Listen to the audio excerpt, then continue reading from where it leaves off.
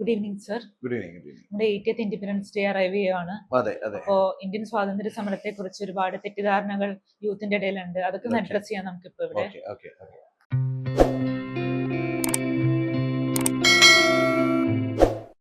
ഇപ്പൊ ഇന്ത്യയുടെ സ്വാതന്ത്ര്യ സമരം ഉം. മെയിൻ ആയിട്ട് ഇന്ത്യൻ നാഷണൽ കോൺഗ്രസ് പോലുള്ള സംഘടനകൾ വഴിയാണോ അല്ലെങ്കിൽ മറ്റുള്ള സംഘടനകൾ അതിൽ ആധികാരികമായി പ്രവർത്തിച്ചിട്ടുണ്ടോ എന്നുള്ളതാണ്. Of course Indian National Congress 1885 form ചെയ്യുന്നത്.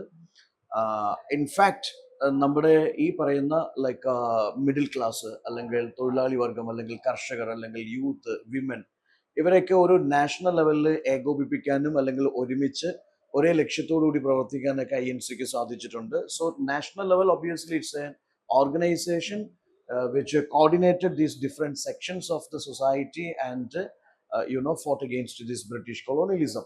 അങ്ങനെ പറയുമ്പോഴും നമുക്ക് വേറെ കുറെ പ്രസ്ഥാനങ്ങളും ഉണ്ട് ഇവിടെ. ഇപ്പം ഇന്ത്യക്ക് പുറത്ത് റവല്യൂഷണറി സ്പിരിറ്റോടുകൂടി പ്രവർത്തിച്ച ഒരുപാട് റവല്യൂഷണറി ഓർഗനൈസേഷൻസ് ഉണ്ട്. They organised the fund or maybe weapons or the people. പ്രവാസികളായിട്ട് ഇന്ത്യക്ക് പുറത്ത് വർക്ക് ചെയ്യുന്ന ഇന്ത്യൻസിനെയും അല്ലെങ്കിൽ തൊഴിലാളികളെയൊക്കെ ഏകോപിപ്പിച്ച് ഇന്ത്യയുടെ സ്വാതന്ത്ര്യത്തിന് വേണ്ടി പുറത്തുനിന്ന് പ്രവർത്തിച്ച ഓർഗനൈസേഷൻസ് ഉണ്ട്. For example Ghadar party is there, San Francisco. ഇവിടെ Hindustan Socialist Republican Association is there, Bhagat Singh, such kind of great personalities. ഒരുപാട് റവല്യൂഷണറി ഓർഗനൈസേഷൻസ് ഉണ്ട്, തൊഴിലാളി പ്രസ്ഥാനങ്ങളുണ്ട്, Kisan Sabhas are there, socialist party is there, okay, communist party is there.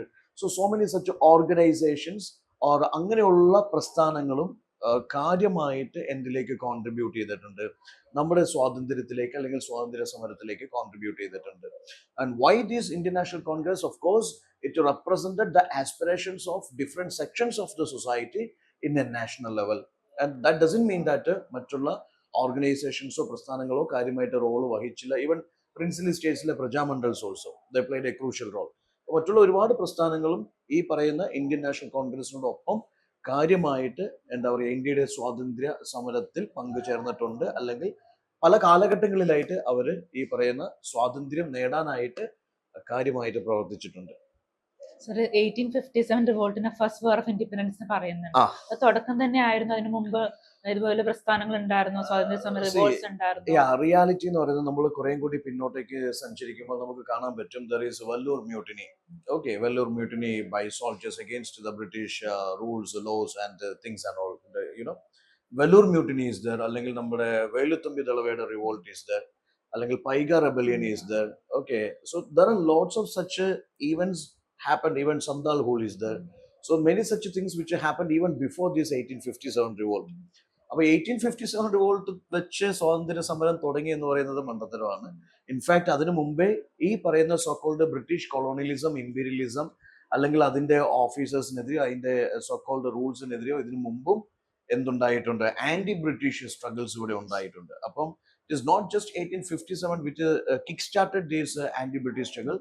Even before 1857 revolt, there are lots of events which are already, of the spirit of this anti-British, anti-imperial, anti-colonial elements. Okay, and 1857 obviously നമുക്കറിയാൻ പറ്റും കുറച്ചും കൂടി ഒരു wider സ്പെക്ട്രത്തിൽ, wider സ്കെയിലിൽ, larger scale participation ഉള്ള ഒരു anti British struggle ആയിരുന്നു.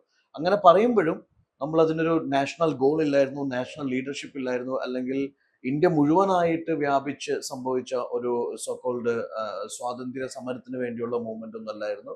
അത് നമ്മൾ പഠിക്കുമ്പോൾ മനസ്സിലാവും. ഓരോ ലീഡേഴ്സും എന്തിന് പാർട്ടിസിപ്പേറ്റ് ചെയ്തു എന്ന് പറയുമ്പോൾ അവരുടെ ഇൻട്രസ്റ്റ് ഒക്കെ പലതാണ്. ഓക്കെ, പക്ഷെ കുറച്ചും കൂടി വൈഡർ സ്കെയിലുള്ള ഒരു ആന്റി ബ്രിട്ടീഷ് സ്ട്രഗിൾ ആയിട്ട് 1857 വിശേഷിപ്പിക്കാം. Even before that also so many anti British struggles ആണ് ഇൻ ഇന്ത്യ. സർ, പിന്നെ എല്ലാവർക്കും ഒരു ഡൗട്ട്, ബ്രിട്ടീഷർ സ്വന്തം ഇഷ്ടപ്രകാരമാണോ ഇന്ത്യ വിട്ടു പോയത് എന്നുള്ളത്? Never at all. See, by Independence Act, of course, it made mandatory they how to leave. പക്ഷെ അതിന് മുമ്പുള്ള ഈവൻസ് നമ്മൾ ശ്രദ്ധിച്ചാൽ മനസ്സിലാവും. അവർ സ്വന്തം ഇഷ്ടപ്രകാരം വോളണ്ടറിലി അന്ന മക്കളെ നിങ്ങൾ ഇന്ത്യ എടുത്തു എന്നും പറഞ്ഞുകൊണ്ട് ഇവിടെ കെട്ടിപ്പണിച്ച് പുണർന്ന് നിങ്ങൾ നമുക്ക് എന്താ പറയുക സംഭാവന ചെയ്തിട്ട് പോയതൊന്നുമല്ല.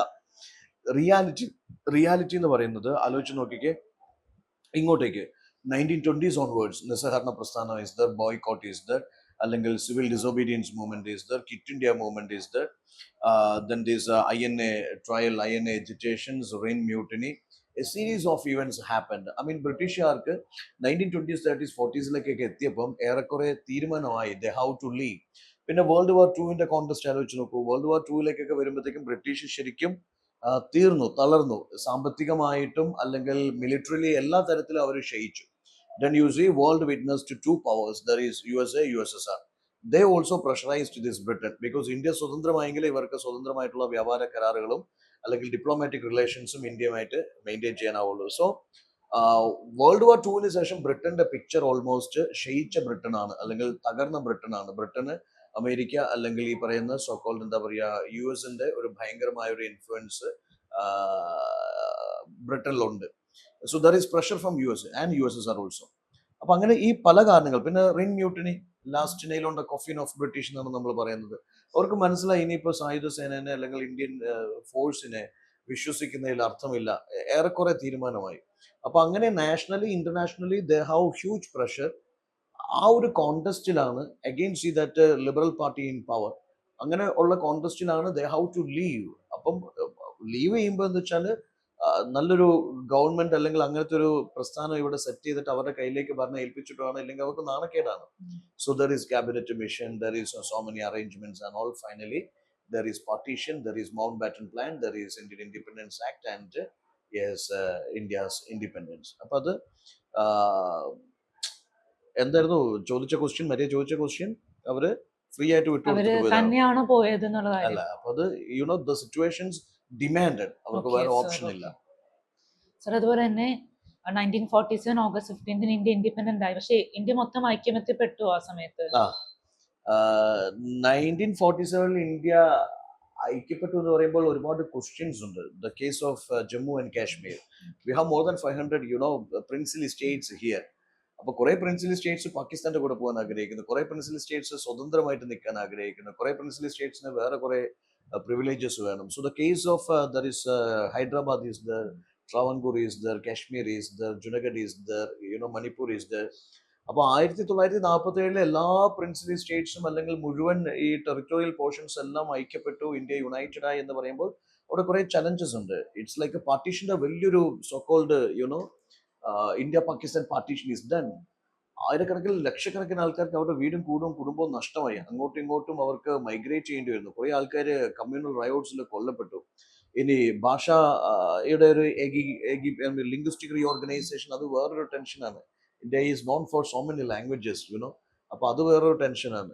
പിന്നെ ഈ തകർന്നുപോയ എക്കണോമീനെ ഏകീകരിക്കുക അല്ലെങ്കിൽ അതിനെ ഉയർത്തി കൊണ്ടുവരിക എന്ന് പറയുന്നത് വേറൊരു ടെൻഷനാണ്. ഇൻഡസ്ട്രിയൽ ഡെവലപ്മെന്റ് അല്ലെങ്കിൽ green revolution, so many tensions we have. Even these territorial rearrangements, unification, അത് ഒരു 1947 ശേഷം 1947 ശേഷം 48ഉം അല്ലെങ്കിൽ 49ഉം അല്ലെങ്കിൽ 50സിലൊക്കെ എന്താണെന്ന് വെച്ചാൽ ഘട്ടമായിട്ടാണ് ഇതിന്റെ ഓരോ എലമെന്റ്സ് കൂട്ടി യോജിപ്പിച്ച് നമ്മൾ യുണൈറ്റഡ് ആയത്. ലിംഗ്വിസ്റ്റിക് റീഓർഗനൈസേഷൻ സംഭവിക്കണം, അല്ലെങ്കിൽ കോൺസ്റ്റിറ്റ്യൂഷൻ വേണം. ഓക്കെ, ഈ പറഞ്ഞ ലൈക്ക് എന്താ പറയുക റബലായിട്ട് നിൽക്കുന്ന സ്റ്റേറ്റ്സിനെയൊക്കെ like ഏകോപിപ്പിക്കണം. So it took time. It took time to unite India. It took next few years to unite India. ഇന്ന് കാണുന്ന ഒരു അവസ്ഥയിലേക്ക് എത്തിക്കാൻ വീണ്ടും സമയമെടുത്തു എന്നുള്ളതാണ്. സർ ഒരുപാട് റിവോൾട്ടിനെ കുറിച്ച് നമ്മൾ പഠിക്കുന്നുണ്ട്, പക്ഷെ സാധാരണ ജനങ്ങൾ ഇതിൽ പാർട്ടിസിപ്പേറ്റ് ചെയ്തിരുന്നോ? തീർച്ചയായിട്ടും നമ്മൾ റിവോൾട്ടിൽ നമ്മളെപ്പോഴും ലീഡേഴ്സിനെ കുറിച്ച് ആയിരിക്കാം കൂടുതൽ കേട്ടിട്ടുണ്ടാവുക. There is Bhagat Singh, there is Chandrashekhar Azad, or there is this what is called Jhansi Rani, or Mahatma Gandhi, Subhash Chandrabose, Jawaharlal Nehru, Patel. പക്ഷേ സാധാരണക്കാരായ വലിയൊരു പോപ്പുലേഷന്റെ പാർട്ടിസിപ്പേഷൻ ഉണ്ടായിരുന്നു. That is the reality. നമ്മൾ ആലോചിച്ച് നോക്കൂ, ഇപ്പം coming to this non cooperation movement, അവിടെ ഗാന്ധിന്റെ ലീഡർഷിപ്പിൽ ദർ ആർ ലോട്ട്സ് ഓഫ് കർഷകർ പങ്കെടുത്തിട്ടുണ്ട്, തൊഴിലാളികൾ പങ്കെടുത്തിട്ടുണ്ട്, അല്ലെങ്കിൽ വിമൻ പാർട്ടിസിപ്പേഷൻ ഉണ്ട്, യൂത്ത് പാർട്ടിസിപ്പേഷൻ ഉണ്ട്. സിവിൽ ഡിസൊബീഡിയൻസിലേക്ക് വരുമ്പോഴും നമുക്ക് കാണാൻ പറ്റും largest women participation in the civil disobedience. Then even Quit India is വയലൻസും നോൺ വയലൻസും ഉള്ള ഒരു എപ്പിസോഡ് ആയിരുന്നു. അവിടെയും വലിയൊരു പാർട്ടിസിപ്പേഷൻ ഉണ്ട്. റവല്യൂഷണറീസിന്റെയും യൂത്തിന്റെയും കർഷകരുടെയും തൊഴിലാളികളുടെയും വ്യവസായികളുടെയും ഒക്കെ പാർട്ടിസിപ്പേഷൻ ഉണ്ട്. അപ്പൊ സാധാരണക്കാരായ മനുഷ്യർ പങ്കെടുത്തു എന്ന് ചോദിക്കുമ്പോൾ we should know that okay, ഒരു ഇങ്ങോട്ടേക്ക് റൗലറ്റ് സത്യാഗ്രഹ തൊട്ട് ഇങ്ങോട്ടേക്ക് ഒരുപാട് ഈവൻസിൽ 1920s 30s 40സിലൊക്കെ ദർ ആർ ലോട്ട്സ് ഓഫ് ഇവിടെ ഒരുപാട് ലഹളകൾ നടന്നു, അല്ലെങ്കിൽ സ്വാതന്ത്ര്യ സമര പ്രക്ഷോഭങ്ങൾ നടന്നു. അതിലൊക്കെ വലിയൊരു ശതമാനം ഈ പറയുന്ന സാധാരണ മനുഷ്യരുടെ പാർട്ടിസിപ്പേഷൻ ഉണ്ടായിരുന്നു. ബിക്കോസ് അവരെ ബാധിക്കുന്ന പ്രശ്നങ്ങളാണ്. ലാൻഡ് ടാക്സ് ആയിക്കോട്ടെ, അല്ലെങ്കിൽ സോക്കോൾഡ് ലാൻഡ് റവന്യൂ റിഫോംസ് ആയിക്കോട്ടെ, ജുഡീഷ്യൽ റിഫോംസ് ആയിക്കോട്ടെ, അല്ലെങ്കിൽ ഈ പറയുന്ന so called what is called like trade policies ആയിക്കോട്ടെ, agrarian reforms ആയിക്കോട്ടെ, land reforms ആയിക്കോട്ടെ, whatever the problems that directly hit അല്ലെങ്കിൽ that directly affected the common people of India. So എല്ലാ, പ്രത്യേകിച്ച് ഗാന്ധിജിന്റെ ലീഡർഷിപ്പിൽ നമുക്ക് കാണാൻ പറ്റും, his physical appearance is like one among the commoners. അപ്പോൾ അദ്ദേഹത്തിന്റെ ഐഡിയാസും ആശയങ്ങളും അല്ലെങ്കിൽ അദ്ദേഹത്തിന്റെ എന്താ പറയുക, ഒരു ലൈക്ക് മൊത്തത്തിലുള്ള ഒരു ഫിസിക്കൽ അപ്പിയറൻസ് ഒക്കെ ജനങ്ങൾക്ക് കണക്ട് ചെയ്യാൻ പറ്റി.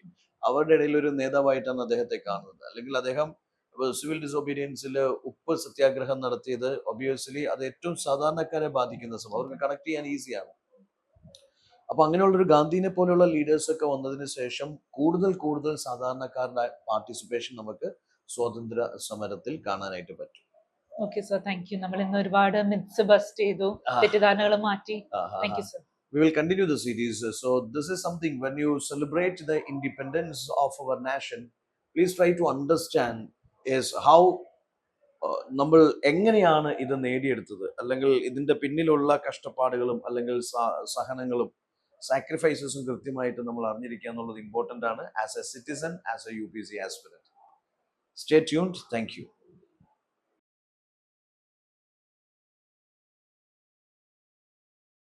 Gallant IAS, chasing your passion to ace.